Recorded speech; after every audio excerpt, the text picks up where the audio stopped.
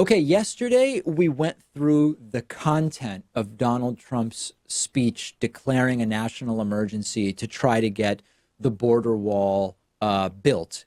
And when we talked about this yesterday, I mentioned to you that right after his Rose Garden speech declaring this emergency and talking about how this is all so important and it's all got to be done, Donald Trump immediately went down to one of his golf clubs and was spotted at the omelet station. And apparently, I'm not pronouncing omelet correctly, and we'll deal with that later on in the show.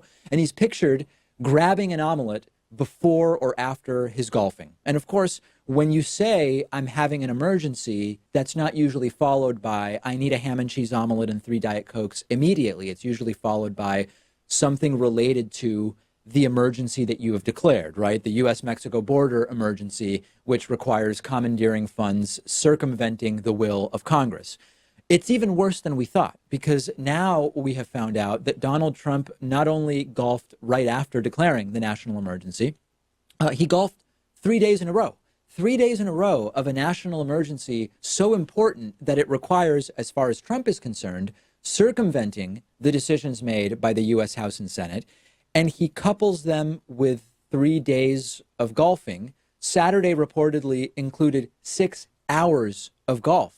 Interesting detail. Trump has been showing up to start golfing around 9 a.m. each of these 3 days. Trump doesn't even show up to the Oval Office in the same building where he lives until 11 a.m. on a normal day. He has now made, depending on which numbers you look at, between 159 and 172 visits to golf clubs during his presidency. This is more vacation than most people take in multiple years who are not the president of the United States. And of course, Trump has also made money by making these golf trips to his golf clubs. One example is that over the weekend, a Chinese delegation met with Trump, not at the White House, but at his Mar-a-Lago resort. Trump is playing golf and making money personally while a national emergency supposedly warrants getting around Congress to commandeer money from the military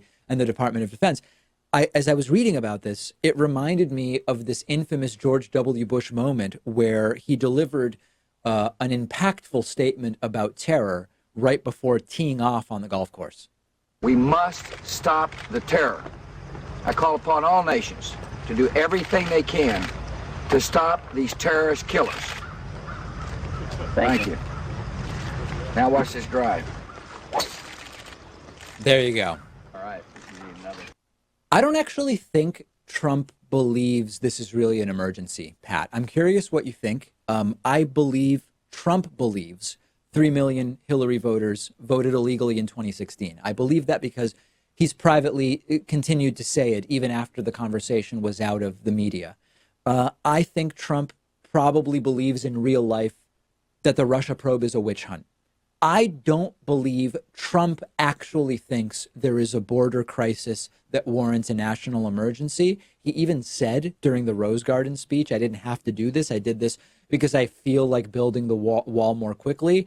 I believe, Pat, that Trump knows deep down this one is not real. Yeah, I think he just wants to rally and satisfy his base of supporters.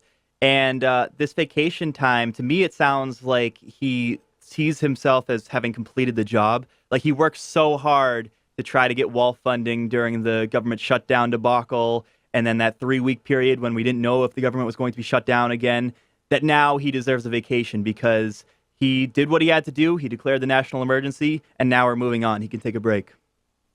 Whatever Trump thinks, we've got to hope that the courts are going to stop this absolutely ridiculous power grab and misuse of the national emergency declaration. Either way, under the best case scenario for the wall builders, not much of this wall is ever going to be built. Even if Donald Trump has 6 more years as president, $8 billion would, in the best case scenario, build some tiny piece of the wall.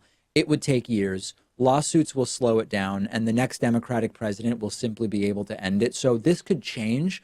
But unless something radically changes, even on the basis of this declaration, almost no wall is actually going to be built.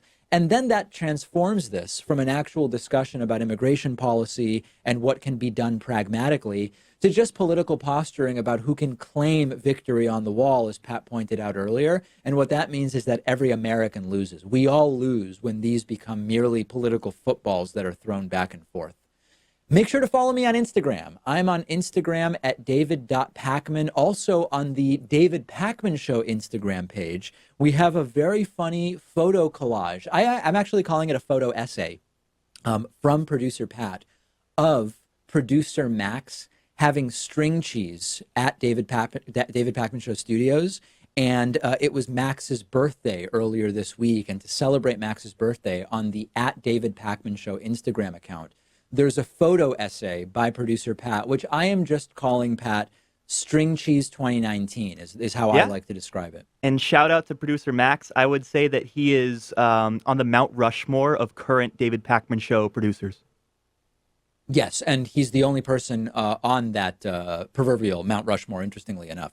All right, let's take a break. We are going to talk next about FOMO, the fear of missing out. And it's going to be a really great interview coming up in mere minutes after this quick break. One of today's sponsors, Sprezabox, is offering you some free stuff that I want to tell you about. Sprezabox is based in New York City. They help keep guys' wardrobes fresh without breaking the bank, because when you become a member of Sprezabox, each month you'll get a new box sent to your door filled with 5 or 6 stylish hand-picked accessories and pieces of clothing for men. It includes high-end socks, neckties, really nice sunglasses, wallets, watches, bracelets, high-quality pens and hair combs. It's really classy stuff that makes it easy to put a little more pop into your wardrobe without having to spend a ton of money. A subscription is just $25 a month, but your new box every single month is guaranteed to have items with a combined value of over $100. A couple of the things I got are a really nice money clip, a pocket square, and some great socks. Go check out the different things that they put in their monthly boxes. They have a lot of really nice looking stuff. Everyone in our audience can get 1 month totally free when you click the link underneath this video and use the promo code PAKMAN. That's PAKMAN.